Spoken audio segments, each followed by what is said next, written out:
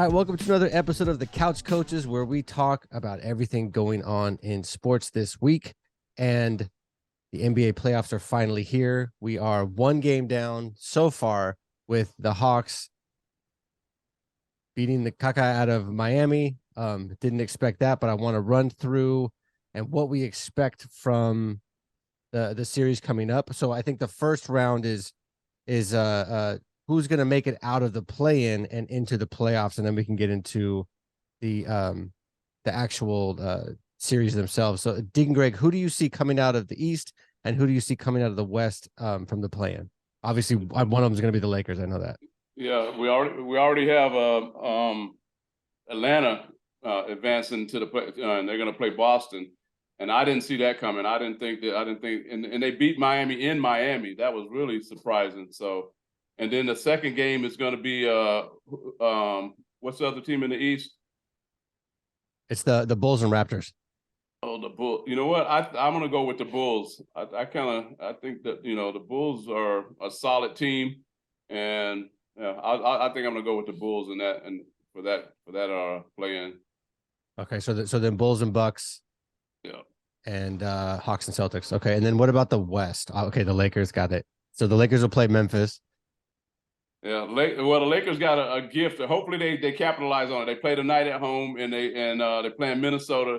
And we know what happened with Minnesota in their final game. I mean, one player, he hits the wall and breaks his hand, and the other, Rudy Gobert, he punches his teammate, and he's suspended for tonight. So I think the Lakers should, if they lose this one, we need to go home. But of course, we'll have another shot. But and then the second game is Pelicans and Thunder. Who's that? Pelicans and Thunder. Oh, Pelican. Pelicans is a solid team. I think the Pelicans will get in. I think they'll beat the Thunder. So it must be hard to be a Pelicans fan, because they do have a solid team, and Zion just sits on the bench. Exactly.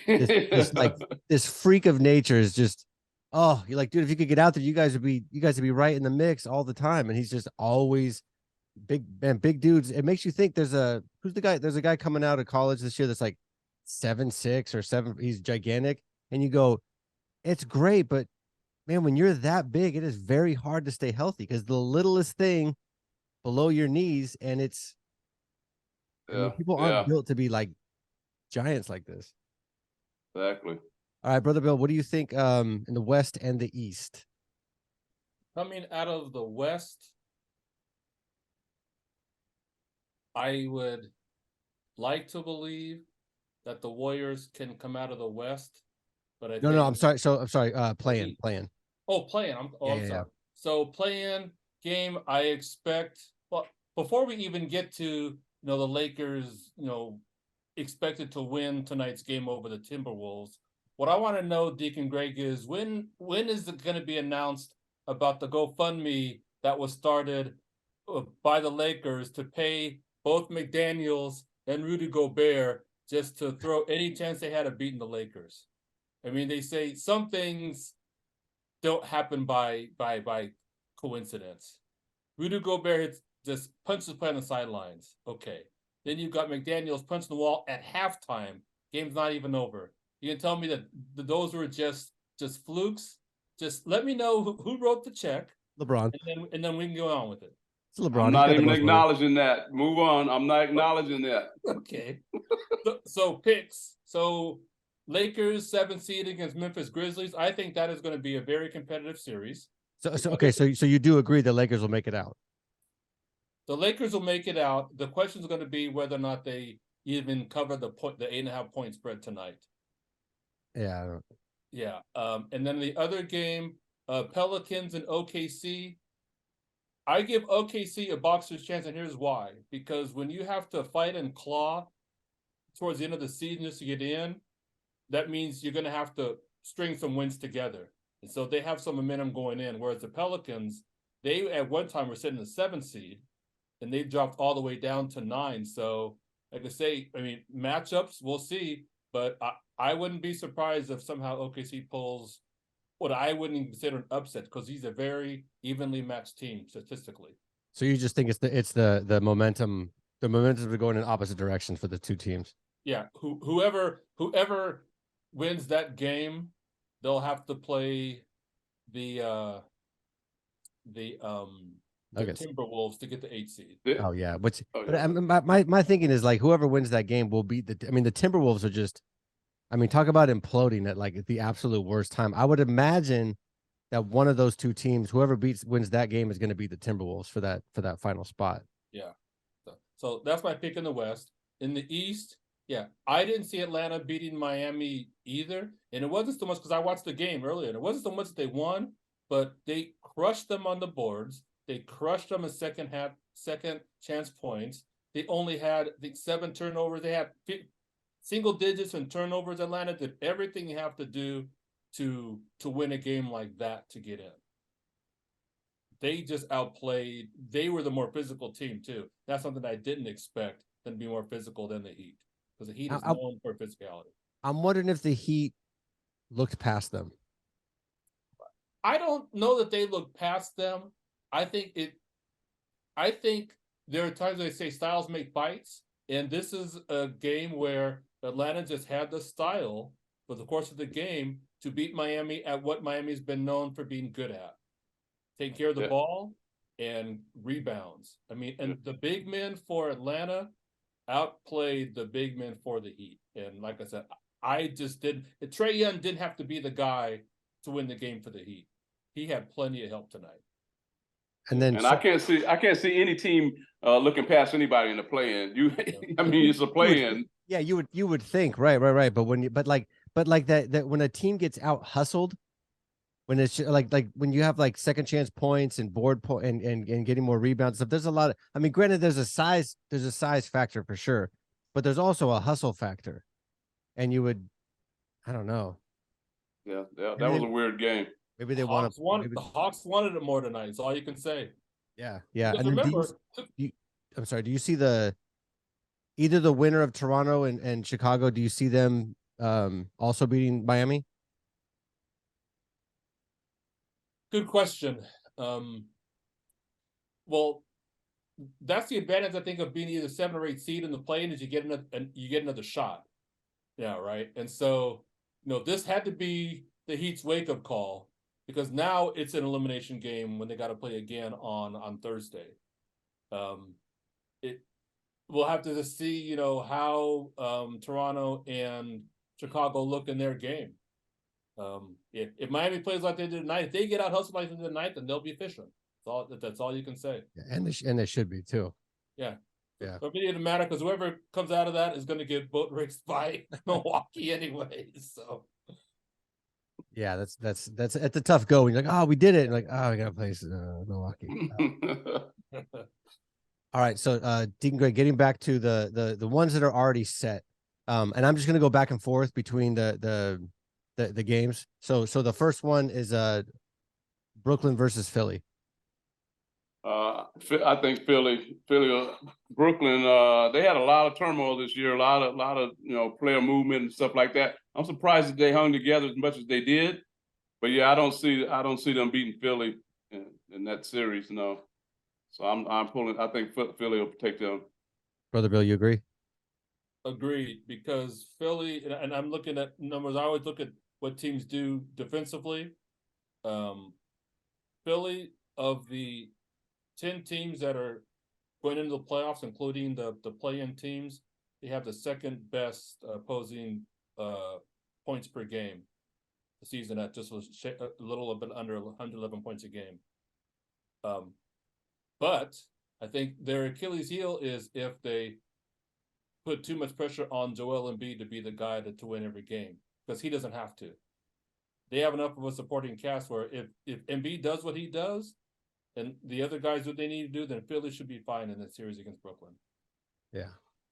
I'm going to come back to Golden State, Sacramento. Knicks and Cavaliers. Brother Bill, I'll start with you. Knicks and Cavaliers. Knicks better be careful. Cleveland's on a roll. They've quietly strung together enough wins, and they're playing well enough, especially getting Donovan Mitchell. I don't know what team could fly under the radar more than the Cavs did this year, post LeBron James, and even after Kevin Love left. I mean, they weren't even in the discussion. Sports Center, I mean, why I'm like, no one was talking about them. And here they are in the 4th seed. Knicks better be careful. Yeah, I think there's a big advantage to being kind of in that like Midwest where there's no major media and stuff around you, and you can be the 4th seed or the 3rd seed and look really good, and you just don't get talked about a lot because you're talking about. I mean, the Knicks fans, you would think they won the championship the way they're talking. LeBron and Golden State and the Clippers on one end, and the Knicks and the Nets and all that drama in Miami. It's got to be a nice position to be in because they can just kind of float in there, and then they're gonna, they could jump on you. Deacon Greg, thoughts on the Knicks and Cavs? That's going to be that's a good series there. Like I said, those teams are pretty evenly matched. But I think New York, they having a historical season for them because they've been in the dumps for so long. So I think they're going to carry that momentum through this first round. So I'm gonna go with the Knicks on that. Okay, Deacon Greg, gonna stay with you. The Clippers and the Suns, and no Paul George at the beginning of the series. You know what? I'm gonna have to go with the Suns because I just think that the Clippers, they played some good ball, and in Westbrook, I think he's been doing, he's been playing pretty good, but I just don't think he can keep it up. I think when the pressure starts to come around, I think he's gonna fall back to trying to do a little too much and start, So yeah, I would say as long as the Suns stay healthy, health, that's a big part. If especially if KD goes down, then it's pretty much a wrap. But if they stay healthy, those three, if Booker and Paul and Kevin Durant stay healthy, I think they will win that series. Brother Bill. Suns in 5, KD. You think he's just gonna dominate it? He's the difference. He's gonna be the best player in that series. And so, what does no Paul George? Even with Paul George, that was going to be a tall order for the Kings, because they. I'm sorry, for the Clips, for the Clippers. Yeah. And the thing about Phoenix Suns is, not only do they have their offensive scorers, between KD and Booker, Paul can get his shot, in the paint. DeAndre, what's his name? The center for the Suns. I'm drawing a blank at the moment. Is it Aikman? DeAndre Aikman? What's his name? Can't remember. But defensively, they're solid. They still got campaign. So they have 8 guys, 7 guys who can easily get you almost 20 a game. So I think, and I think, unless the Clippers play out of their mind defensively and really slow the game down and make it a half-court game, I can't see the Clippers winning that series without Paul George. Yeah, and again, like I piggybacking off what you're saying, like it would be a lot to ask even with him. The Suns are rested and rolling right now. All right, so Golden State and Sacramento. Deacon Greg, I'll let you go. Yeah, you know what? I'm gonna be perfectly honest about this series. Sacramento's a good team, but something is just telling me that playoff and championship pedigree of the Warriors, I can't look past them. I'm gonna go with the Kings. I'm gonna say the Kings, but the Warriors, it's gonna be real tough. I think that because the Warriors ain't gonna go down easy.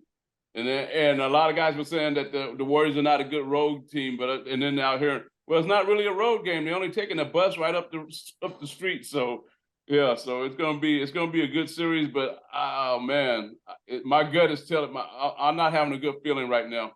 But Your not good feeling is my good feeling, so that's good. Brother Bill. Kings. Just go with your gut and say the Warriors. They wouldn't have to play the Lakers until the conference semifinals anyway, so you can go ahead and say the Warriors. It's okay. You're not going to lose any friends. All your Laker fans, your friends, they'll stand by you. It's okay. It's okay, brother.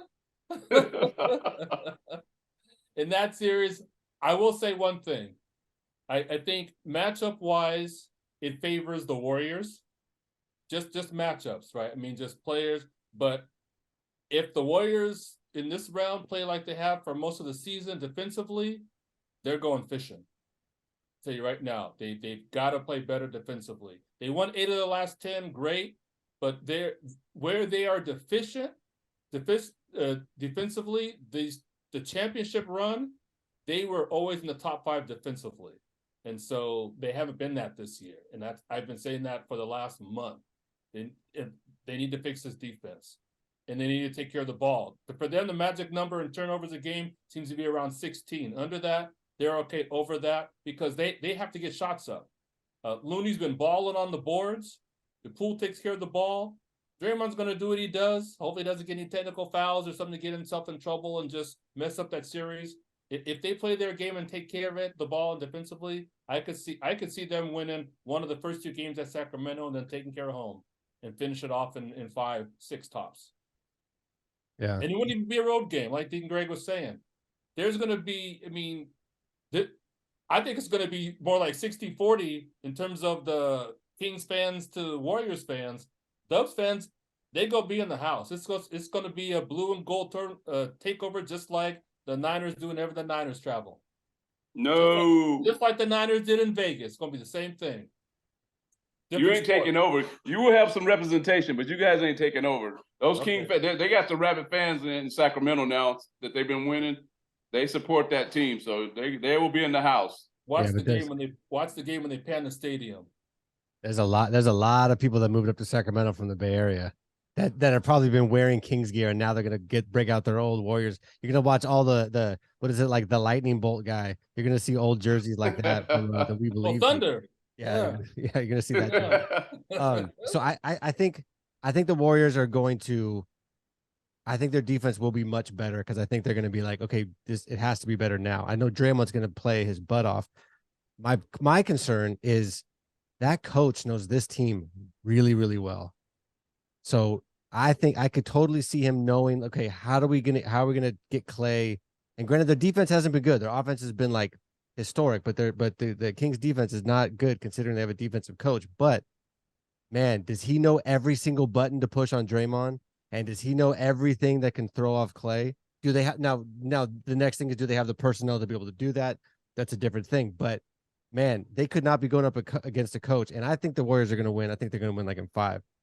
But they could not be going up against a coach that knows them any better than going up against the Kings.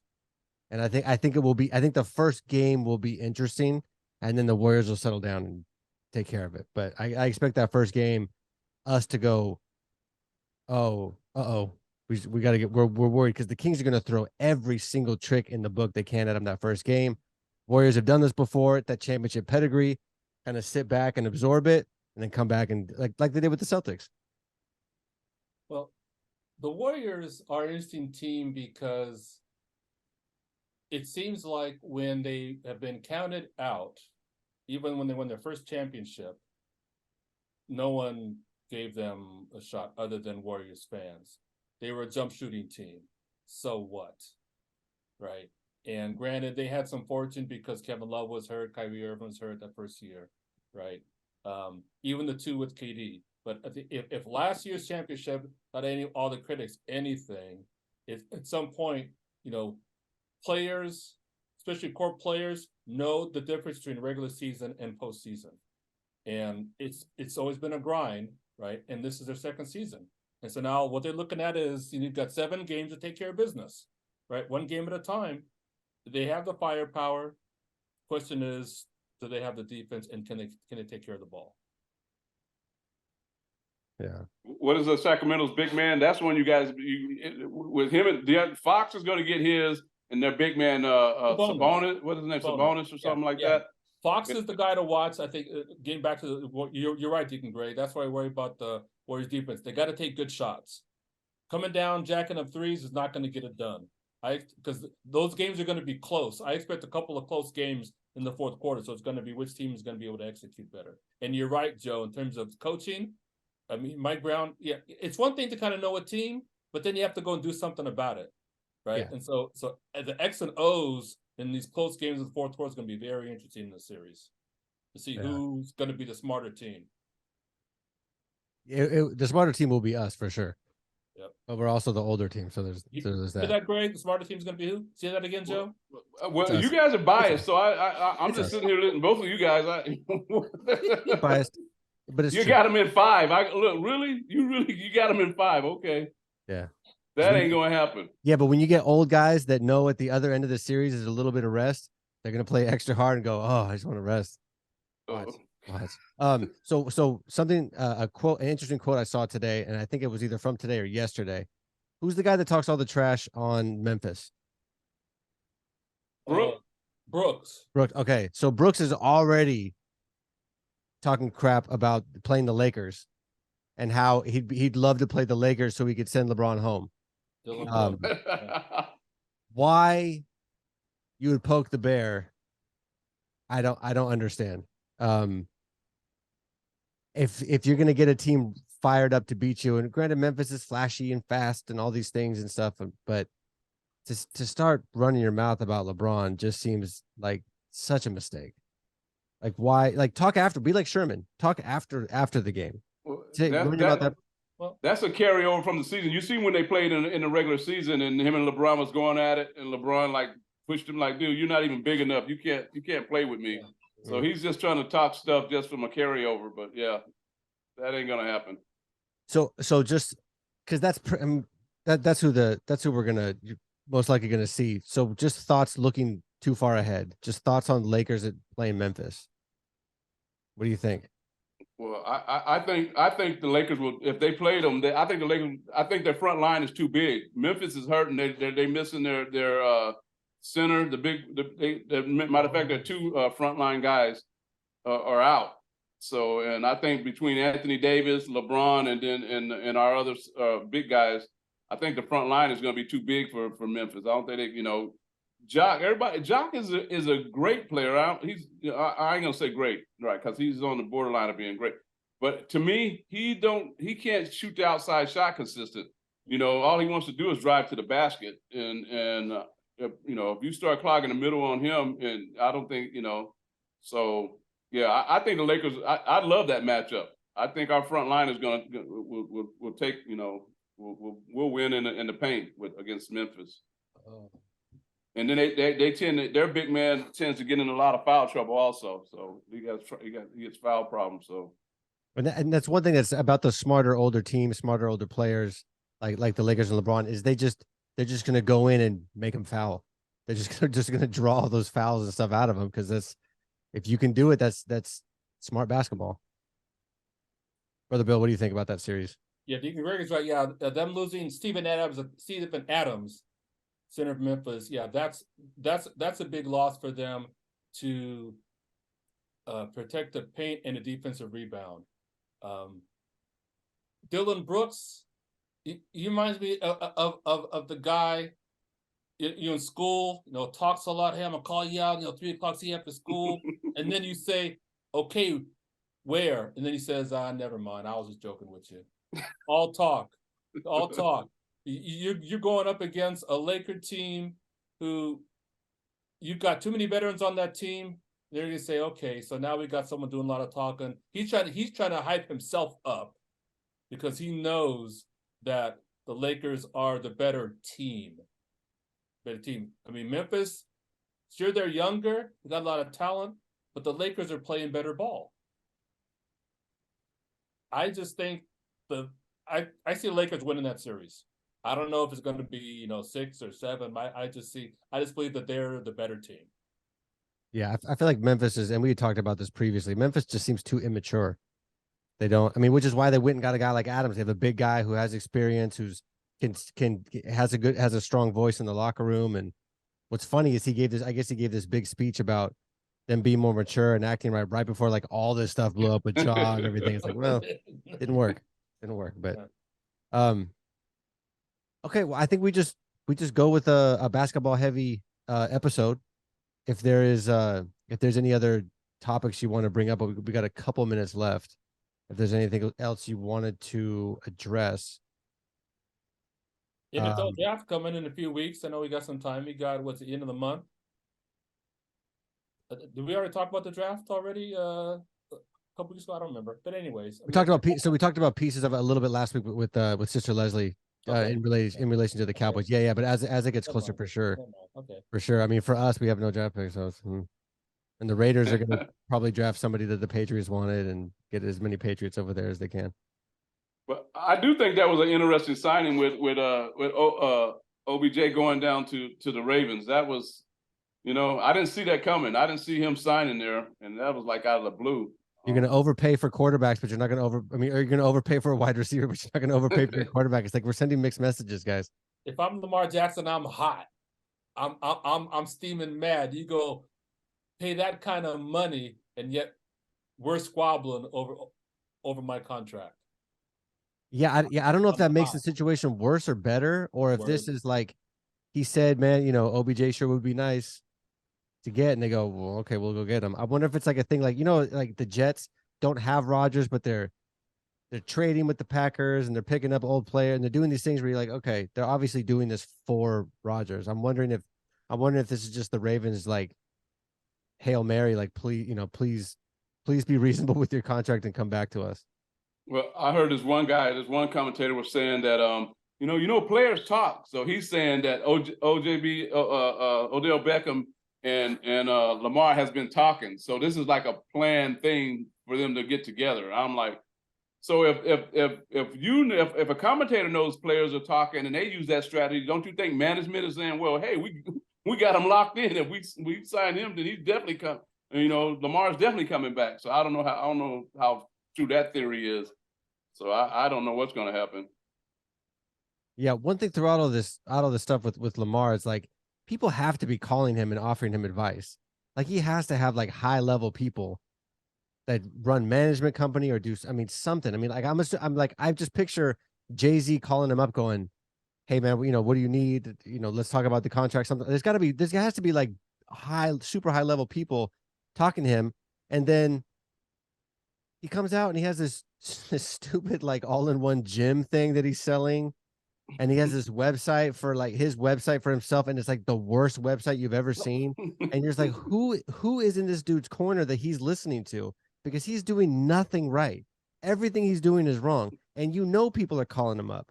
He has to. Like Michael Jordan's calling him up, and Jay-Z's calling him up, and there has to be like just tons of high level people going, dude, please change what you're doing. Whatever you're doing it's not working. So he might be crazy. Hey, he might be crazy like a fox. You don't wait to the end. Well, we might be going, wow. and that's one thing that they've brought up, like on Sports Talk, is they go, this is getting kind of weird with Lamar. Like it's one thing to not have a manager. Okay, fine. That's it. People do that. Usually it's an older player that's been through a couple contracts and sees, the forest for the trees and everything. But when he rolls out this commercial for this like all-in-one gym little piece of crap thing, and he's got this terrible website, and he's got this dude calling like, you go, what is going on with Lamar? It's such a trip. But I still think, and when we were going back and forth earlier about this, I still think Rodgers and Lamar, after the draft, when the teams have to trade the draft picks for next year, not this year, so they have better draft picks, I think that's when we're going to see both of those moves. I don't see anybody making a move, trading away. Like the Jets would have to give away their 13th pick to get Rodgers this year, or they wait a month and they give him pick 26 or picks 24 next year. I think that's going to be the shift. I think teams are going, Rodgers is expensive, Lamar's expensive. How do we offset that? We offset it by having, cheap, high quality players. Well, the higher draft pick we have, the higher quality player we should have. And I think like May 1st or April 28th, whenever, like the day after the draft, I bet you see these moves fast. But Odell Beckham, he signed a Cowboys contract. Yeah, I would expected that contract from the Cowboys, not from the Ravens. I don't get it, and I don't think it'll make a huge difference either. It's a whole lot of nothing. Ravens, weird moves. Lakers, this update for you, Deep Greg. I know you're scoreboard watching. Almost the end of the first quarter. T-Wolves are hanging tough. It's early. We're all right. We'll be all right. Yeah, LeBron hasn't turned on the Jets yet. They'll be all right when I start watching. Oh, so we better get going. All right, guys. I think that's it for this week. Plenty of basketball to watch over the next week. I'm excited for a couple of these series. The Phoenix Clippers series should be pretty good, and I really want to see the Knicks series is gonna be great too. Yeah, it's gonna be some good games. Yeah. Yep. All right, we will see you guys next week.